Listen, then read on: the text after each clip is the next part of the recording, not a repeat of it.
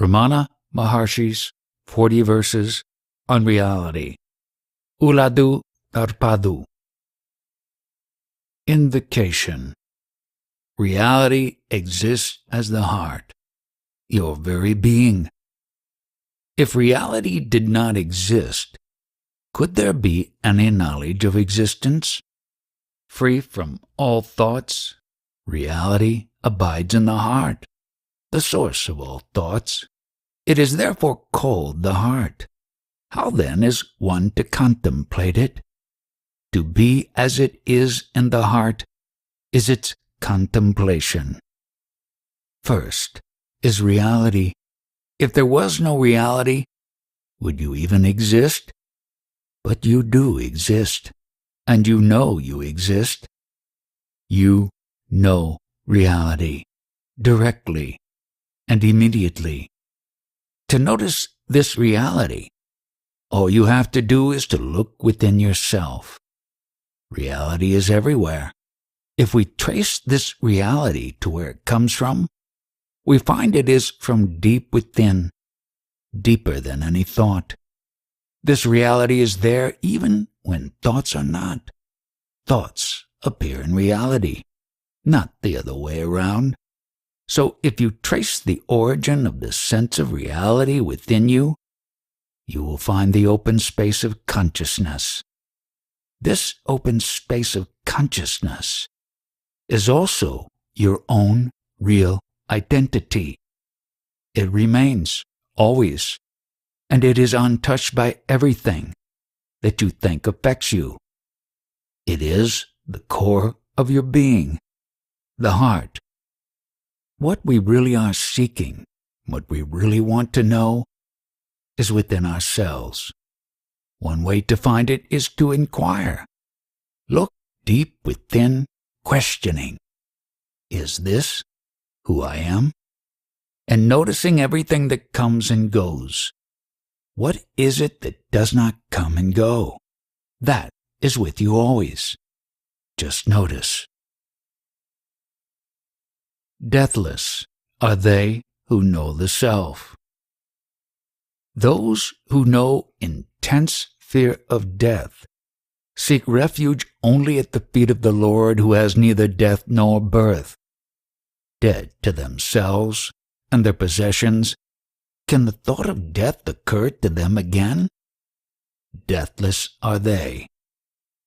This shows the basis for Ramana Maharshi's own realization, which started when he searched within for the answer to life and death at the age of 14.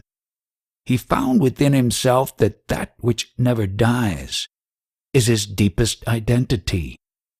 He was free, free from old ideas, free from gain or loss, and free from all possessions, free of the body and ego. Who dies? The body is born and so must die. Within us, as our very self, is the existence and consciousness that lights up our mind, our senses, and our body. Does existence ever die? Consciousness? Do you die? When you know yourself as this unlimited existence, consciousness, then of what value is any transitory thing? What you have and are is always. You know you were never born and so will never die. Do you exist? How do you know this? Except by your own inner light. Where does this light come from? This is a good inquiry. Who knows this? Knowing this, you find something, not a thing, but consciousness, vast and without boundary. It is consciousness being or existence. Being and consciousness are not two separate things, but one thing, indivisible. Can you ever find one without the other? Look and see within yourself. Does this existence ever die? If this is your own nature, do you die? This leads to freedom and peace. How can you want anything since you are vast and partless? No separation means there is no other thing to want. You are all. From our perception of the world, there follows acceptance of a unique first principle, possessing various powers. Pictures of name and form, the person who sees, the screen on which he sees, and the light by which he sees. He himself is all of these. Since we exist and perceive an external world, there must be a cause, a higher power, something greater than our individual self, one reality which underlies the appearance of both the seer and what is seen, existence, consciousness. Perceptions play out on the screen of consciousness, as does everything with a name or form. This includes this seeming person that sees the screen itself, and the light by which the screen is lit. All of this, the seer, the screen, and what is seen, is yourself, your deepest identity, not the imagined identity that you hold to as real and who you are. It is like we are at the movies, only to discover we are the screen, not the movie. Is the screen ever burned by the fire in the movie? This self is the first principle, written about in the first sentence. Right now, do you exist? You do exist, and you know you exist. Without using mind or senses, you know you exist. If you are looking within for who you are, how can any of these changing things be you? You feel like you, the same one all the time. What is it that is present all the time within yourself? When you look through your senses, you see myriads of objects and complexities. When you look directly into yourself, what you find is most singular. Do you have two existences? Or just one? Are there two selves within one to see the other? Or just one? Not three, but only one. All religions postulate the three fundamentals, the world, the soul, and God. But it is only the one reality that manifests itself as these three. One can say, the three are really three, only so long as the ego lasts. Therefore, to inhere in one's own being where the I or ego is dead is the perfect state. First, we imagine that we are a separate self, and then we see a world populated by others. Thinking how this all happens, we imagine a God. We usually do not notice that all three of these sprang from ourselves. When through self-inquiry we discover this, there is only peace, the peace that comes from there being no other to fear, and no thing we do not have, so there is no desire, nothing to want. Desires come from the ego. There is nothing separate for the self to desire. Peace is freedom from desire. So to gain real peace, you must kill the ego. When you know who you are, your identity as the self, you also see that the ego, being unreal, has no existence to begin with. This is how the ego is said to die. How can something that never existed have any hold on you? Notice that you exist. Investigate just what this means, just who or what exists, and where. Discard all that comes and goes, and dive into what remains. Do you sense three here? or only one. Existence is singular. So are you. You just need to discover for yourself that no individual exists now, nor did it ever. Take a non-objective outlook. The world is real. No, it is a mere illusory appearance. The world is consciousness. No, the world is happiness. No, what use is it to argue thus? The state that is agreeable to all, wherein having given up the objective outlook, one knows oneself and loses all notions either of unity or duality, of oneself and the ego. Dualities are just mental constructs. To debate the reality of the world is like arguing over the scales of a snake that is finally found to be just a rope. The entire point of spiritual practice is to find out just who or what you are. This, called above having given up the objective outlook, brings peace and happiness to everyone. That is why Ramana said, that state is agreeable to all. When your mind gets quiet, you feel calm and at peace. Where does this peace come from?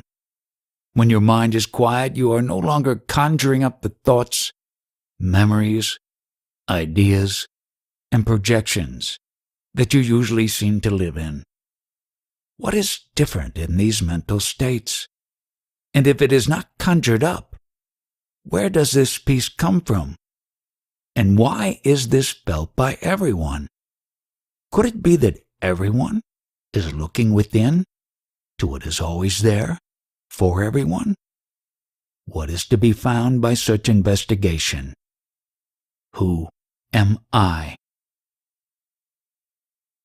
The seeing self is the EYE-I of the I, EYE. If one has form oneself, the world and God also will appear to have form. But if one is formless, who is it that sees those forms and how? Without the eye, can any object be seen? The seeing self is the I, and that I is the I of infinity. How you see yourself determines how you see anything else. If you have a form, then so do others, the world and God. If you, though, are formless, so are the world and God. Inquire into yourself. Who knows? Use this inquiry to dive into your own consciousness. If you think it is the mind that knows, then ask, who knows this mind? And does this knower have a form? Do you see a world without a body? The body is a form composed of the fivefold sheath. Therefore, all the five sheaths are implied in the term body. Apart from the body, does the world exist? Has anyone seen the world without the body? The five sheaths are from the outer to the inner. Physical, the body and the senses. Energy, the life force that moves within the body. Mental, the mind and thought. Wisdom, the intellect, and 5. Bliss, the subtle body experienced as happiness, delight, and bliss. Your own being, yourself, is within the innermost, deeper than all 5 sheaths. How do you know the world? It is only through the senses. How do you know the senses? It is only through the mind. How do you know the mind? You can see your thoughts, which means that thought is external to you? What within you knows your thoughts? What within you knows? The world and the mind exist together. The world is nothing more than an embodiment of the objects perceived by the five sense organs, since through these five sense organs, a single mind perceives the world. The world is nothing but the mind. Apart from the mind, can there be a world? Your idea of a world and mental model of that world is based only on your sense perceptions of it. For you, the world is really only this mental model.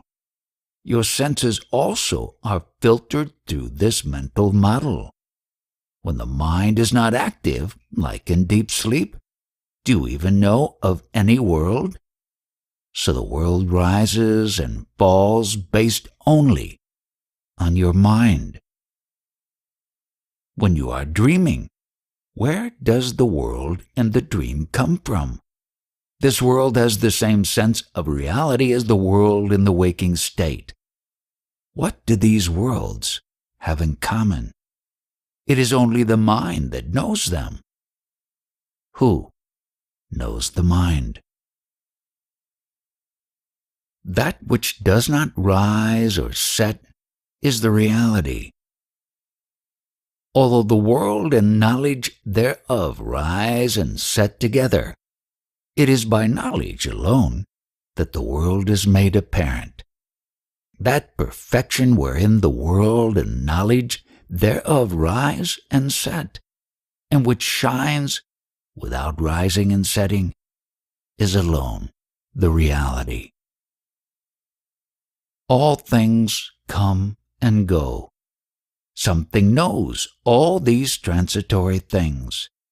If you look within right now, there is something that is the same as in your oldest memory. What is this? The sense of reality is in each moment and in last night's dream. Trace out, where does this sense of reality come from? If you inquire and first ask yourself, do I exist? The same answer will come no matter how many times you ask. You must exist. Otherwise you could not ask that question. What is this existence?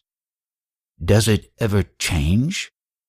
Is it sometimes more and sometimes less?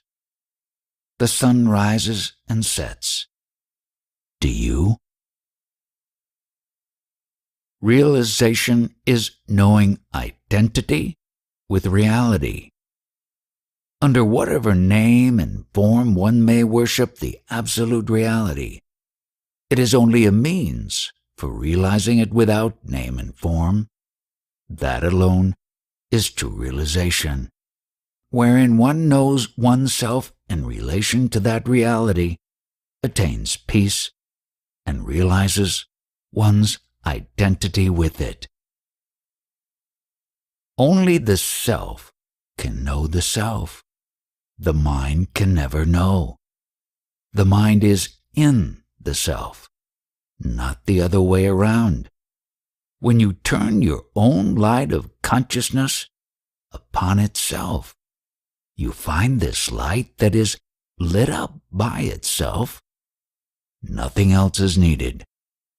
What is this self-effulgent light? Is it any different from you? When you look outside your body and inside, all you perceive is objective to you. It is an object of perception. You are the subject. When you look within at more subtle experiences, like feelings, moods, and thoughts, these are still objective, known to you. Who is the knower of all of these? The knower never appears as the known. How could it? Who is this unknown knower of all that is known? Does this need any other light than itself to be known? Dualities and trinities are only the one reality. The duality of subject and object and trinity of seer, sight, and seen can exist only if supported by the one. If one turns inward in search of that one reality, they fall away. Those who see this are those who see wisdom. They are never in doubt. The self is the substratum on which dualities and trinities exist. They seem to obscure, to cover the self like clouds over the sun. When the clouds part, the sun shines unabated. So it is with the self. Remove the obscurations and the self shines by itself. When this is known directly, doubts and misconceptions can stand no longer. When you look deep within, how many do you find? How many existences do you have? Are there two of you? One to know and the other to be known? These are examples of the common experience that at our heart we are just one. True knowledge only knows the self. Ordinary knowledge is always accompanied by ignorance, and ignorance by knowledge. The only true knowledge is that by which one knows the self through inquiring, whose is the knowledge and ignorance. Only the self can know the self. What is not self is not real. It comes and goes, like dust in the winds. How can what is not real ever know anything? What is called in this verse ordinary knowledge is mental, conceptual, a model of reality, a model made with desires, aversions, attachments, and fears. The self is direct knowledge. How do you know the self? Why, through self-inquiry using forms of the inquiry such as, who knows this, and for whom is this? Consider the story of the snake seen in a dark room. When the light is on, it is seen only as a rope. What is the benefit in wondering about the snake's history and the color of its scales? What is unreal and has no existence. Ignorance is unreal. When you inquire, who knows? What do you see? Is it the mind? Who knows the mind? When you look to know your existence, who knows that you exist? When you inquire, for whom is this? Is it for the mind? Or something deeper that knows the mind? This knowledge deeper than mind does not depend on mind. This is true knowledge. Ignorance is not knowing the knower. Is it not rather ignorance to know all else without knowing oneself, the knower? As soon as one knows the self, which is the substratum of knowledge and ignorance, knowledge and ignorance perish. We know so much in our life, ourself, our loved ones, our home, our city, our job, what we like and dislike, and we know just about everything, but who we really are. All that we know cognitively with our mind are things of senses and feelings, objects, gross and subtle. But existence is not an object. Consciousness is not an object. You are not an object. How can the mind know something that is non-objective? The mind, so to say, rests within the substratum of you. You know the mind. It does not know you. Yet you can know yourself directly and immediately, even right now. Self-inquiry is a way to know yourself. You exist, and you know you exist. Who knows? In your deepest meditation, who knows? Is it the mind, or deeper than the mind? When you are happy, who knows? Who is this knower? The unknown knower of all that is known, who knows this? Who am I? True knowledge is beyond anything known. That alone is true knowledge, which is neither knowledge nor ignorance. What is known is not true knowledge, since the self shines with nothing else to know or to make known. It alone is knowledge. It is not a void. What is the light of your own consciousness? Does it need another source of light to know? Or is it self-effulgent, lit by its own light? That which is seen with this light is true knowledge. Your knowledge of your own existence is true knowledge. In true knowledge, there are no divisions such as ignorance and knowledge. True knowledge is non-dual, without pairs of opposites. What is known by the mind are objects gross and subtle. The mind does not provide its own light. Rather, it is the same self-effulgent light, which is who you are, that illumines everything. What is known through the mind is indirect and filtered and shaped by desires, fears, and conditioning. What is known by the mind always is centered around this I thought, the imaginary character that we assume ourselves to be. This knowledge is all relative, with its relationship with this imagined person. This is not true knowledge. True knowledge never changes. It is knowledge of your existence, knowledge of the self. It is self-known. There is no other light.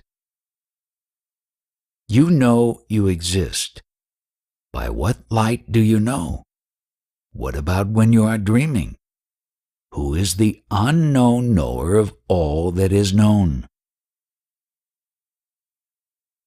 The self is the only reality. The self, which is knowledge, is the only reality. Knowledge of multiplicity is false knowledge. This false knowledge, which is really ignorance, cannot exist apart from the self, which is knowledge reality. The variety of gold ornaments is unreal, since none of them can exist without the gold of which they are all made. Even ignorance is lit by self-effulgent consciousness. For ignorance to be ignorance, it must be known. Existence, consciousness, bliss, Satchitananda is who you are. Is there any possible alternative to your existence? Is there some other reality other than what is real? This is the substratum upon which your ego, others, the world, and your idea of a higher power all exist. Are they other than gold, the substratum itself? Ramana says the self is knowledge. What does he mean by this? Perhaps it is understood better to say the self is consciousness. As you inquire, you see that everything is only consciousness. Consciousness is always there with existence, They are not two, but two names for the same thing. This is your very self, your only existence. Inquire, where does this sense of reality come from? Now make the same investigation about the sense of reality in your dreams. Who knows the waking state? Who knows the dream? Find the real I, and others perish. If the first person, I, exists, then the second and third persons, you and he, will also exist. By inquiring into the nature of the I perishes. With it, you and he also perish. The resultant state, which shines as absolute being, is one's own natural state, the self. The ego can only disappear if it is not real. What is real is true always. We all have experiences where the ego is no more. These include our nightly sleep, also various internal states, including meditation and samadhi, where the ego just vanishes. If this ego comes and goes, if the ego is not permanent, is it real? Notice that when the ego vanishes, so do all others and the world, as is the case in deep sleep.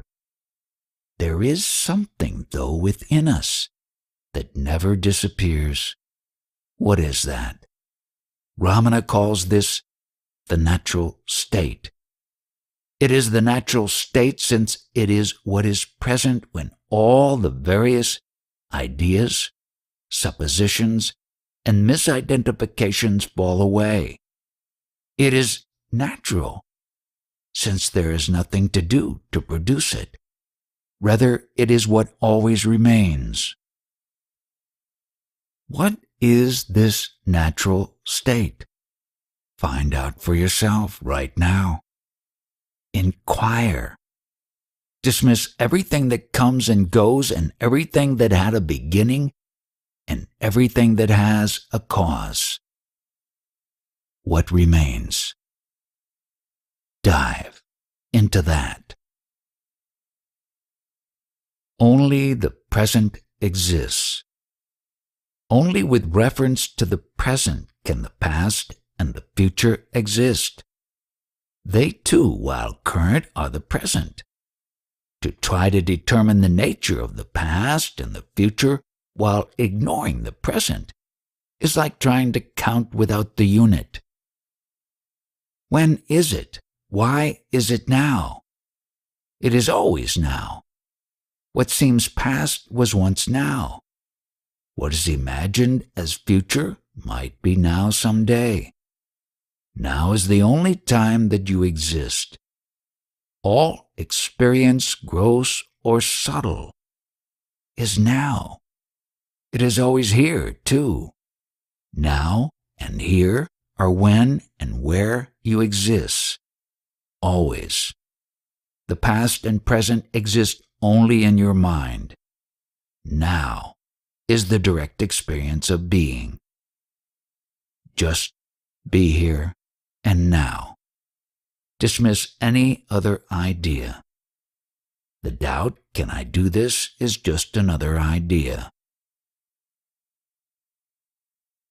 Timeless and spaceless are we. Apart from us, where is time? And where is space? If we are bodies, we are involved in time and space. But are we? We are one and identical now, then, and forever, here and everywhere. Therefore we, timeless and spaceless being, alone are. You are here and now, always. Ideas of past and future only exist in the now. Ideas of other places only exist here.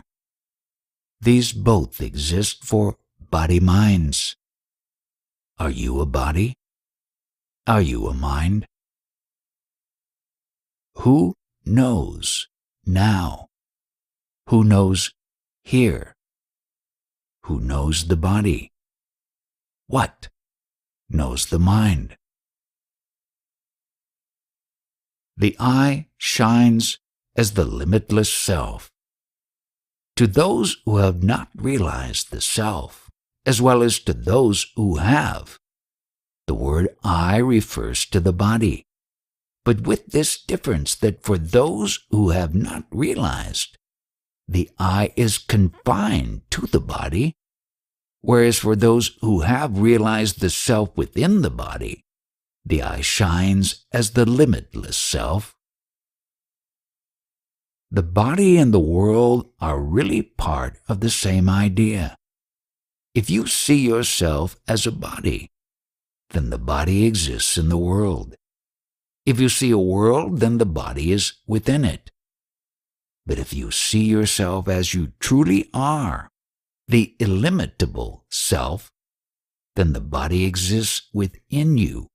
The world exists within you. Does the world exist without your knowing of it? In deep sleep, does the world exist?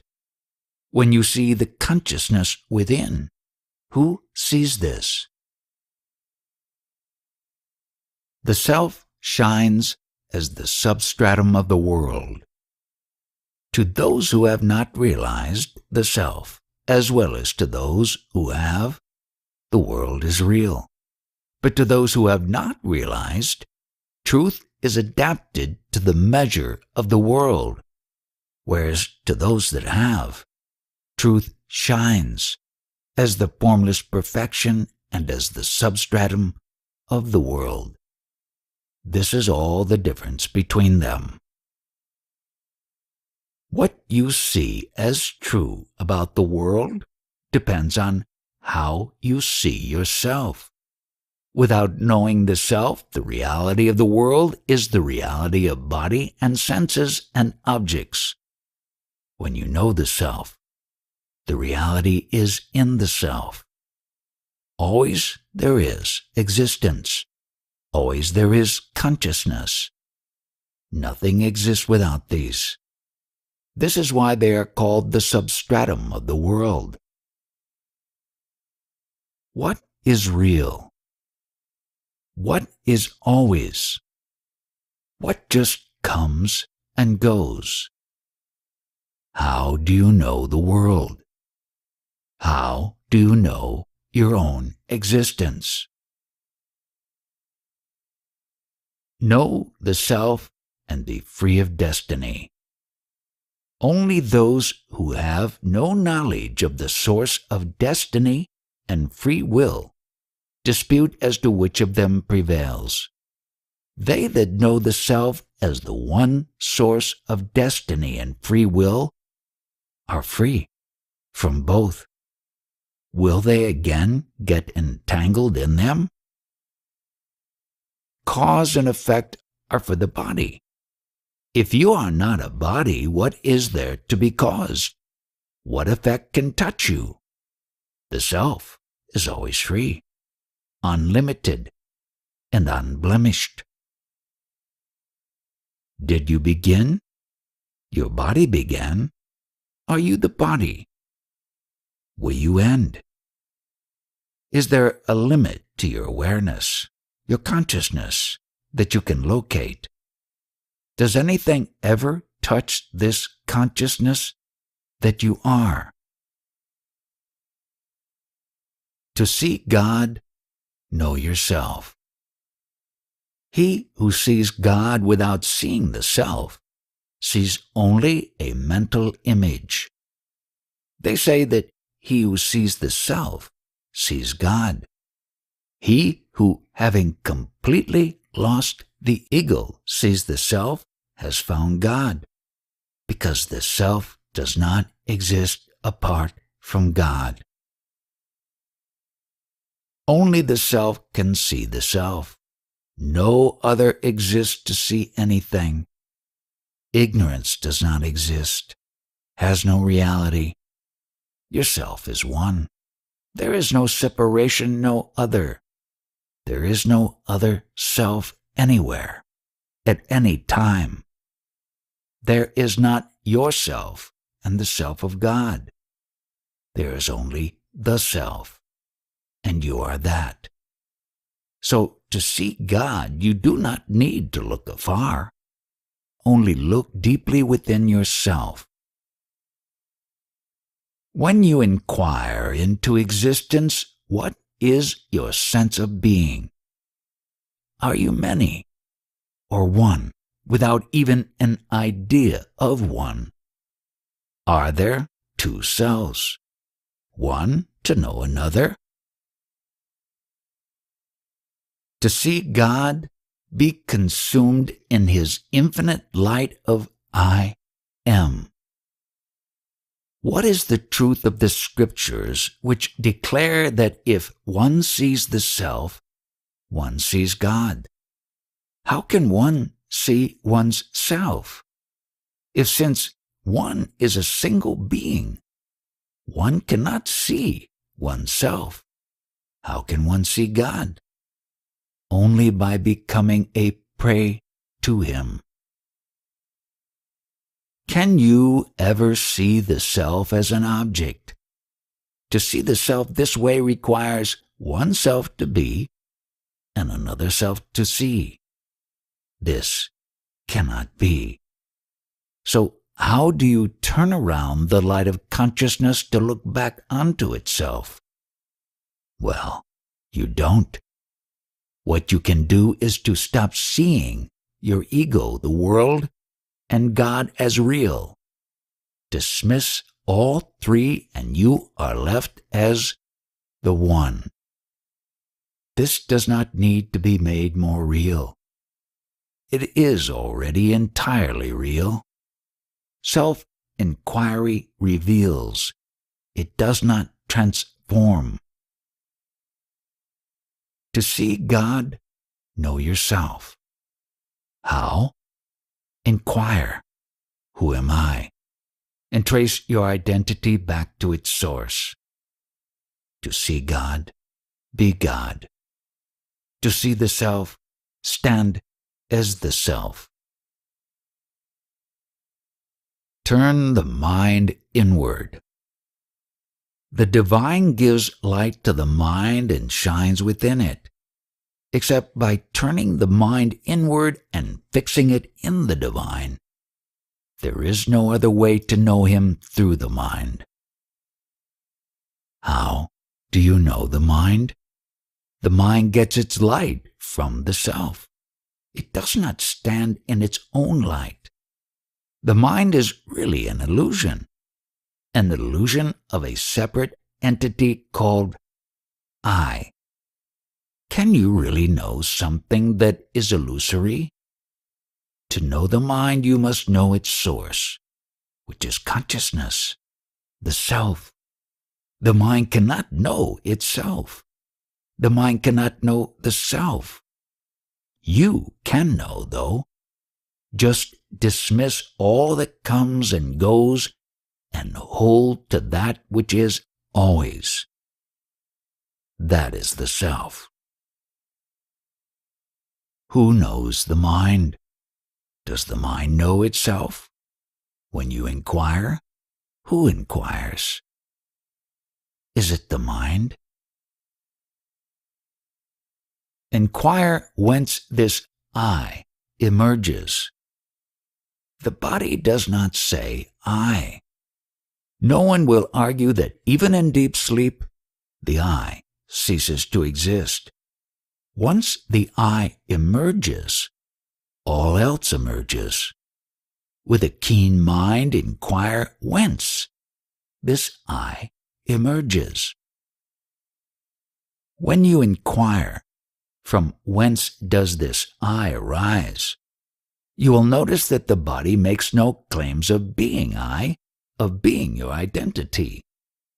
The only I found in the body is projected onto, due to your own mistaken identity with it. Our language gives a hint about this.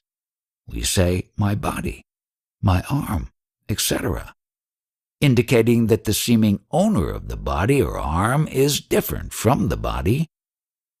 In deep sleep, your mind is dormant, so there is no I. In dreams, though, your mind is alert, and each dream has an I that is the central character in that dream. Where does this I come from? In both the dream and in the waking state, there is this I.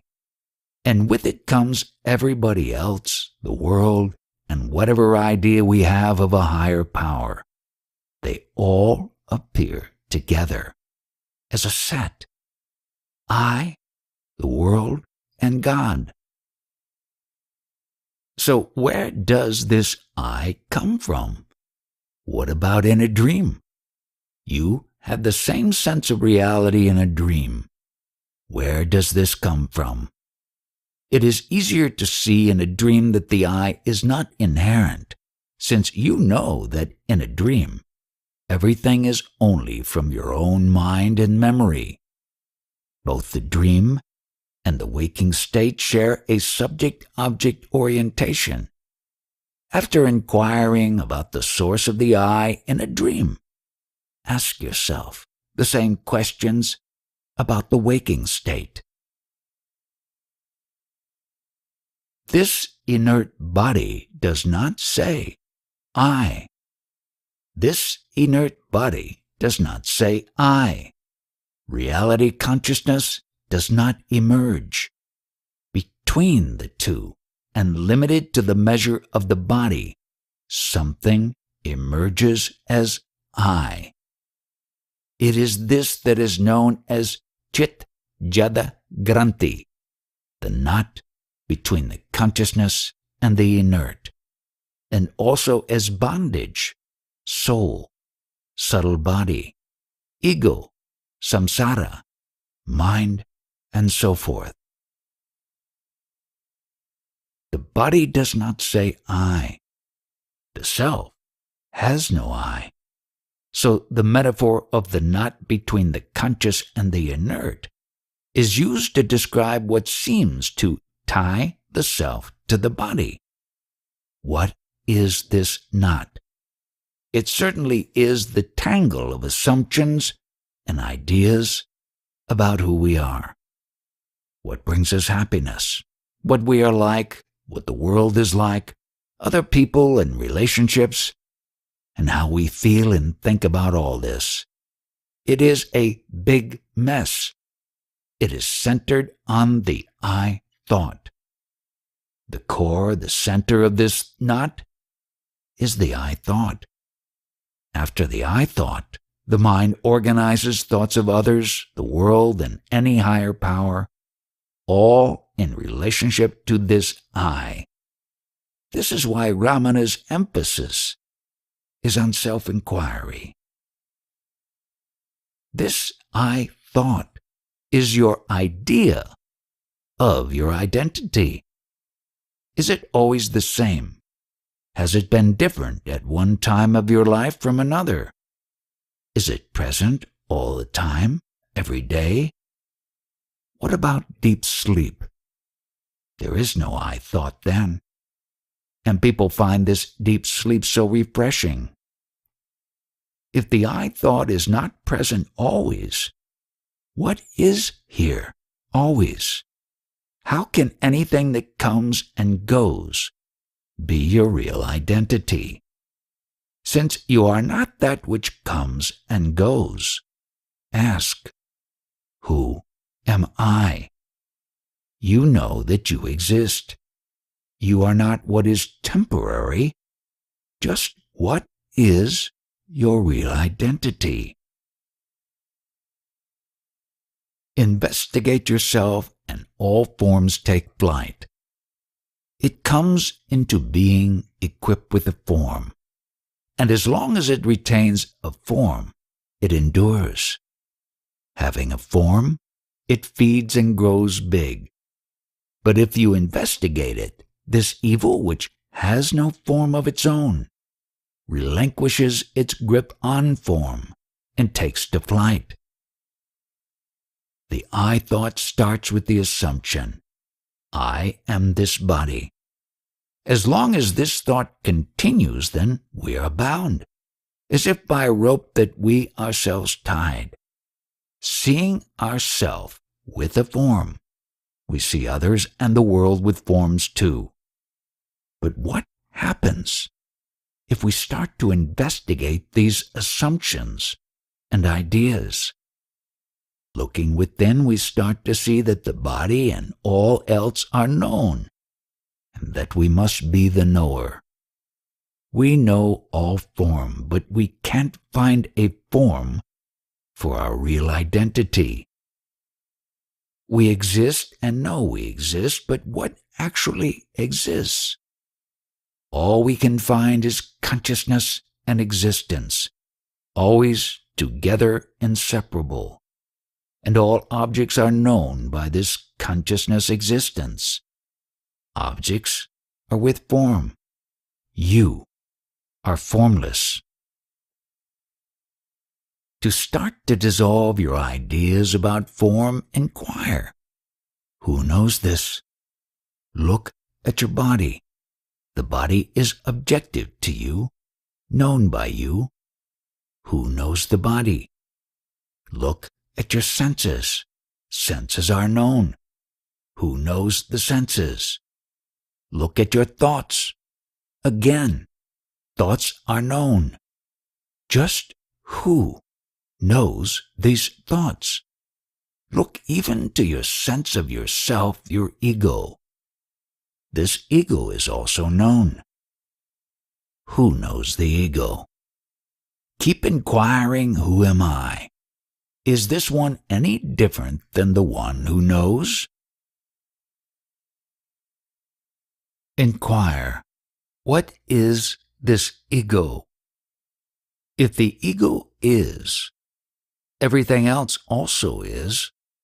If the ego is not, nothing else is. Indeed, the ego is all. Therefore, the inquiry as to what this ego is the only way of giving up everything. Does the ego even exist? It seems to, so long as we hold it to be real. The seeming reality of the ego comes from you. You, the self, are always real. What appears as real, ego gets that reality from you, not from an illusory ego.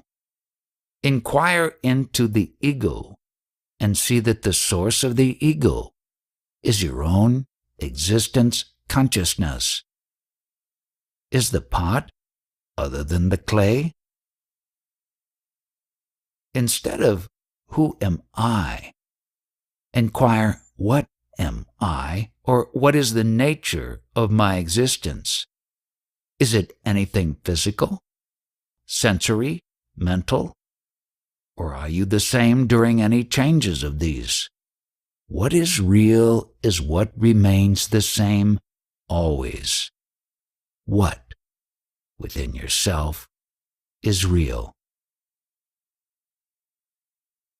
Abide in one's true state, the non-emergence of I. The state of non-emergence of I is the state of being that. Without questing for that state of the non-emergence of I and attaining it, how can one accomplish one's own extinction, from which the I does not revive?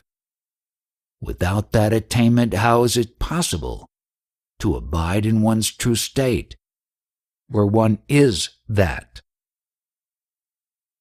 The I emerges when we think we are this individual, this body, this mind. It is this unchallenged assumption, this belief, that underlies the I thought. So how do we practice so as to see this state of non-emergence of I? First, inquire, what is the nature of my existence? When this inquiry is deep, you see that the ego never really existed to begin with. When you know this, how can any imagined I ever arise? What is the nature of your existence? Are you a body? Are you one who acts and thereby has karma? Are you a thinker? Are you a spiritual practitioner? Or are you that which knows these all? When you come to see the imagined snake as a rope, did the snake ever exist? Was it ever real? Dive into yourself to see where the I originates. Just as a man would dive in order to get something that had fallen into the water, so one should dive into oneself with a keen, one-pointed mind, controlling speech and breath, and find the place whence the I originates. Where does this sense of I come from? You should thoroughly investigate this. This seeming I has only the reality that you give to it. Control of speech and breath bring a quiet mind. It is with this quiet mind that inquiry can dive deep. It is when you dive deep into yourself that you can see what you are not, and so reveal your real identity as the open, knowing consciousness in which everything arises, and that is illuminated by its own light. This is your identity, your only reality. Inquire. Notice that you exist and know you exist. Then investigate. Where does this sense of I come from? Is it the body? How can this be? The body does not say I. The only I find is one that I superimpose upon this body. Does it rise with the sense? I can't find it in the senses either. Is it from the flow of breath and energy through the body? Breath does not say I. Prana does not say I. I know breath and prana. Who is it that knows? Is it with thoughts that the I comes? I know these thoughts, and they do not know me. How then can thought be I? Is it intellect that makes meaning out of thoughts from which I arises? Well, the ego rises from the intellect, and this ego is known, otherwise it would have no effect. Who knows the inconstant ego? Does this I even come from the bliss of deep sleep, in which the ego and mind are silent and from which the world seems to arise when we awake? But I know I slept, and sleep comes and goes. I cannot be anything that is temporary. So who am I, if not the body, sense, prana, thought, intellect, or the bliss of sleep? Who knows all of these? Seek only the source of the I. The only inquiry leading to self-realization is seeking the source of the I, with interned mind and without uttering the word I.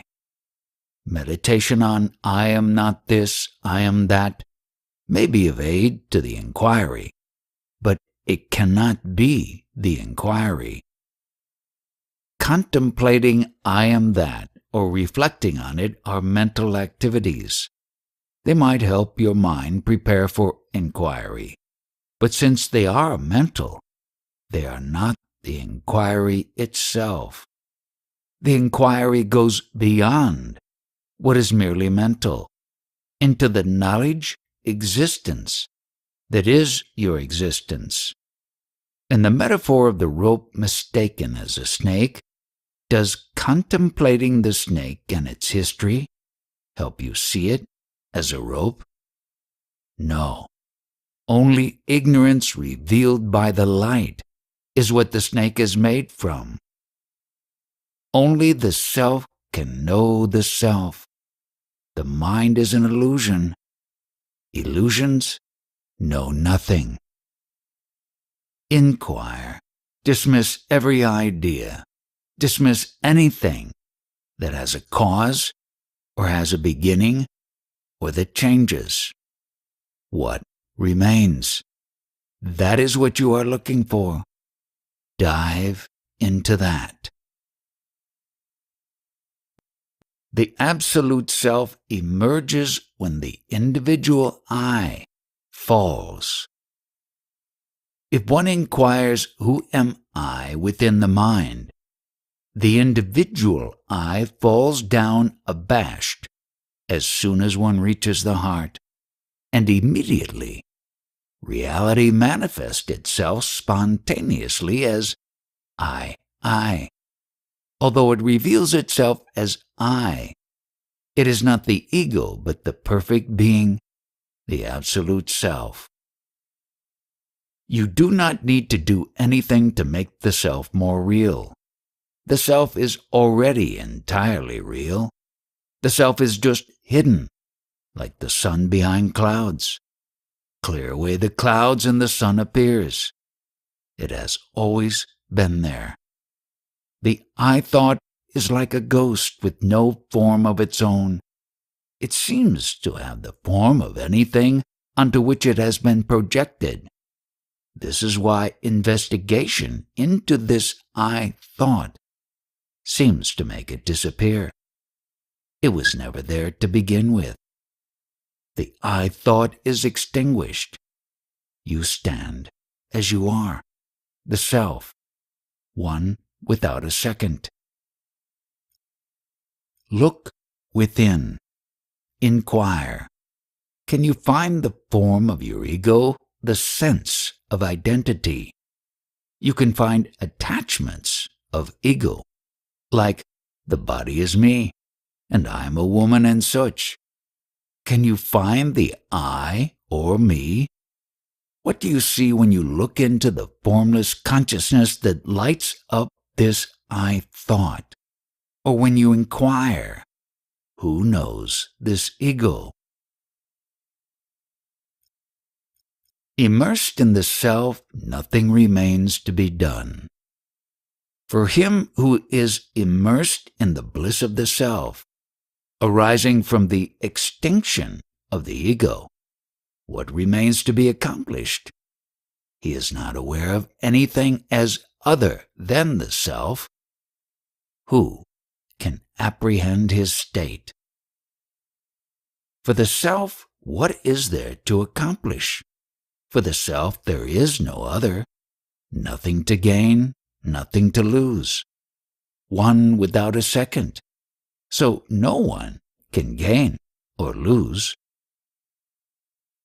How many are you deep within? Are you multiple, with multiple existences and consciousnesses? Or are you just one? Is there one to know another? Or just one? Investigate what you really are and remain as that. Although the scriptures proclaim thou art that, it is only a sign of weakness of mind to meditate, I am that, not this, because you are eternally that. What has to be done is to investigate what one really is and remain that.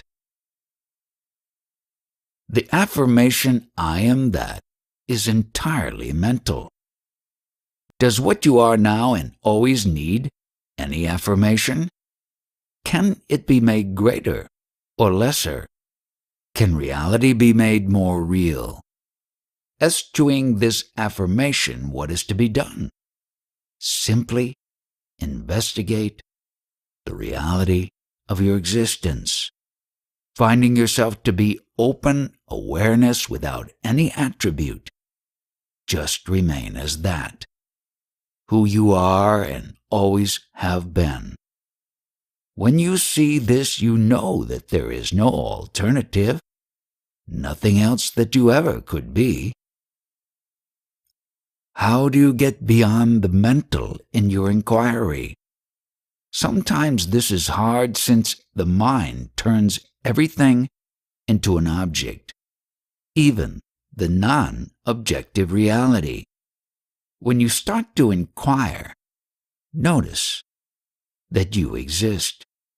You don't need your senses nor your thoughts to know you exist. This existence is self-evident, something that you know at a level deeper than senses or thought. When you start inquiry this way, you are already deeper than the mind. Knowing that, stay with and as that. There is only one self. It is ridiculous to say either I have not realized the self or I have realized the self. Are there two selves, for one to be the object of the other's realization? It is a truth within the experience of everyone that there is only one self. This has both personal and universal significance. As far as the personal, Ramana says it well. Are there two selves, for one to be the object of the other? Is that your experience? The self is interior, closer, as they say, than your breath. What do you find within when you inquire? Many or one? There are many ideas, many objects, but how many that know? From a universal view, Shankara said, Jiva is Shiva. The individual is the Absolute. This is from the Upanishads with Tattvam Asi. Thou art that. Both of these declare the identity of the seeming individual with absolute being consciousness. Are you one or many? Look deeply right now and see. What does it feel like? Ramana said that inquiry was more akin to feeling than thought. What does it feel like? One or many? What is your direct experience? Illusion is born of ignorance. It is due to illusion born of ignorance that men fail to recognize that which is always and for everybody the inherent reality dwelling in its natural heart center, and to abide in it, and that instead they argue that it exists or does not exist, that it has form or has no form, or is non-dual or dual.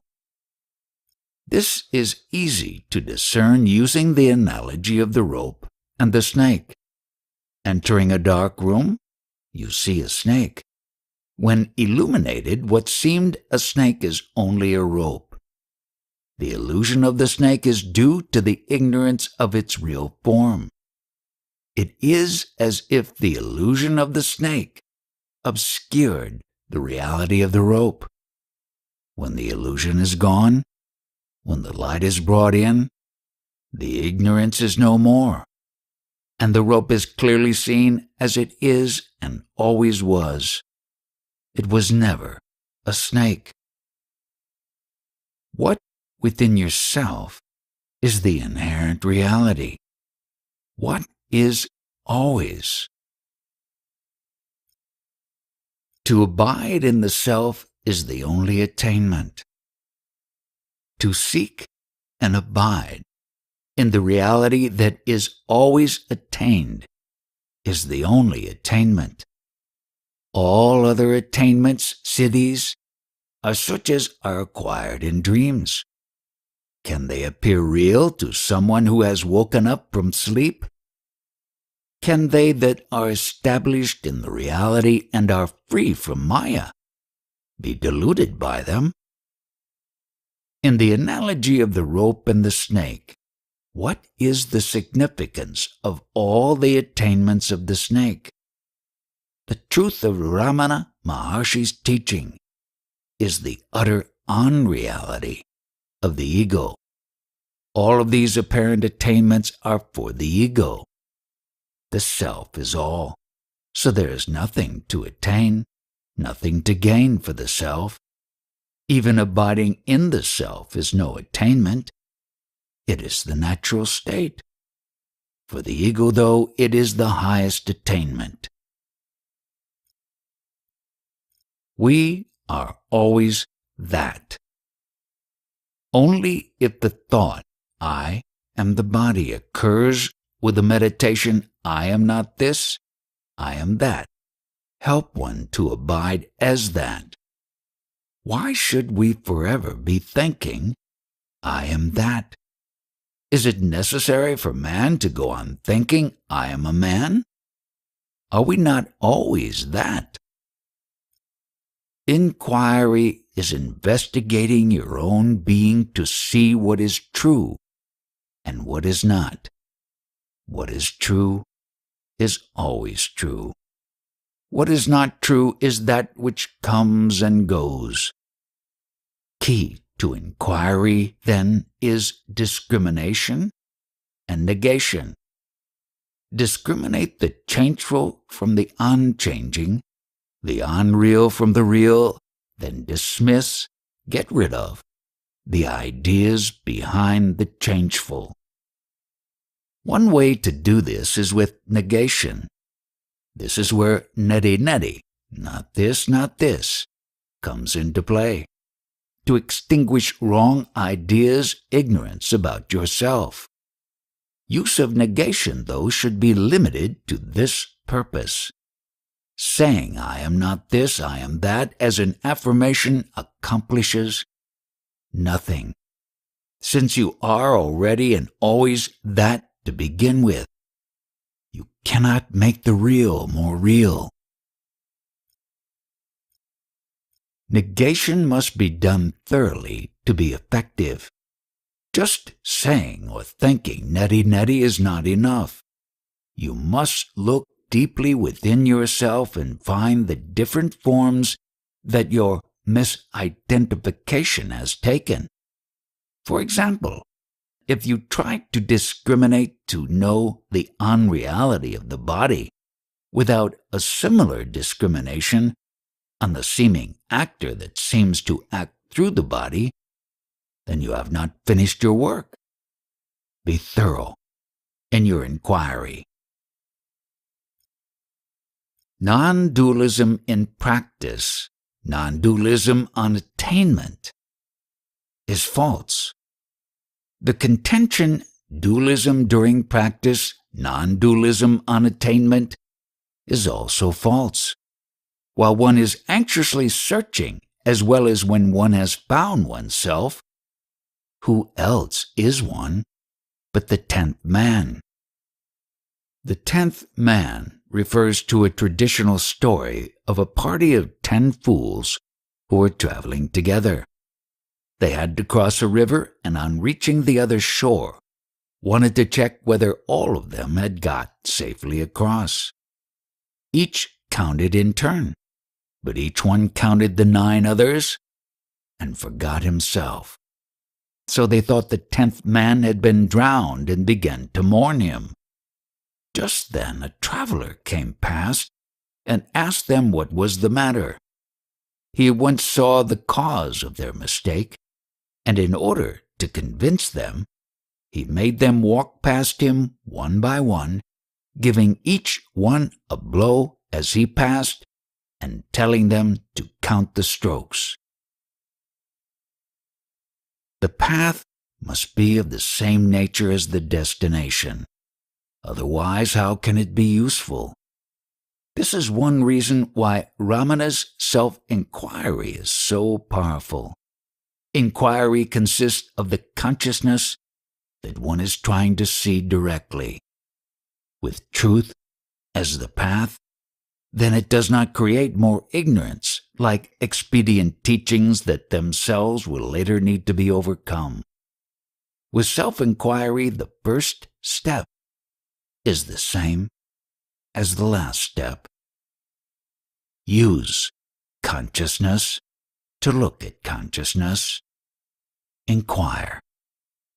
Know yourself. Not the doer, then no karma. As long as a man is the doer, he also reaps the fruit of his deeds. But as soon as he realizes the self through inquiry as to who is the doer, his sense of being the doer falls away, and the triple karma, sanchita, agami, prarabdha, karma, from a previous life, from the present life, and that is being worked out in this life, is ended. This is the state of eternal liberation. For whom is karma? It is for the one who acts. This one receives the fruit of the actions, the karma. The body acts. Do you act? It is only when you clearly understand this question that you will know this truth experientially. Who is the actor? Who takes action? Are you the doer? Does the vast Absolute ever act? Does existence do anything? If no thought of bondage, then thoughts of liberation are not needed. Only so long as one considers oneself bound do thoughts of bondage and liberation continue. When one inquires who is bound, the self is realized, eternally attained, and eternally free. When thought of bondage comes to an end, can thought of liberation survive? These dualities exist only in our mind. When a duality is seen as one and thereby disappears, where did it go? Was it ever real? When the snake and the rope is found to be a rope, where did the snake go? Dualities like liberation and bondage appear as pairs of seeming opposites. Without one of the pair, where's the other? Ideas of bondage and liberation are one of these pairs. None of these pairs exist in their own rights. They all depend on the light of consciousness for their apparent existence. They further depend on the mind for the idea of opposition. What opposition can there be in the self? What happens when the dualities you think are real disappear? Escaping all form is the way to liberation. If it is said that liberation is of three kinds, with form or without form, or with and without form, then let me tell you that the extinction of three forms of liberation is the only true liberation. All things with forms have a beginning and have an end. As long as you hold to the form, you will not be able to plunge into the formless. The idea of form obscures the reality that lies beneath all form, which is consciousness, which is our very being. Forms rise in our mind as we make ideas of differences. Does existence have a form? How about consciousness? Does the self have a form?